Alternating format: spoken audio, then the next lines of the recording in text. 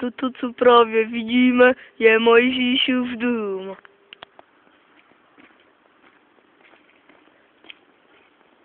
Mojžíšova elektrárna. Jsem zpět. Mojžíšova kaluž. Vidíte, jak to šplouchá? Toto celé je Mojžíšova čtvrt.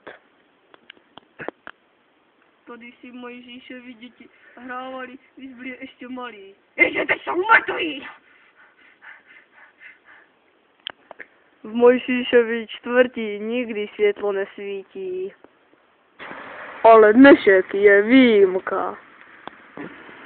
Mojžíšovo posvátné místo.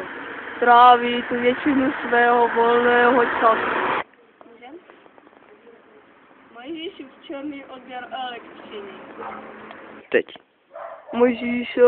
Mojžíšův tuning.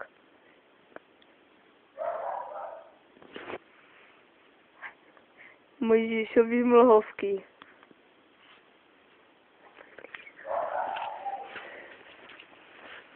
Mojžíšový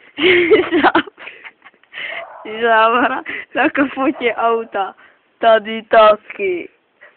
A tady jsou průduchy. Teď. Tady to má Mojžíš zakytovaný. Teď.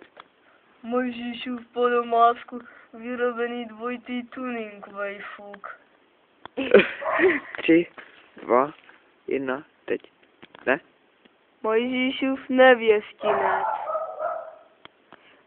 Mojžíšova zasraná cesta. Mojžíšovo letní sídlo. Teď. A na zakončení Mojžíšova garáž. Teď.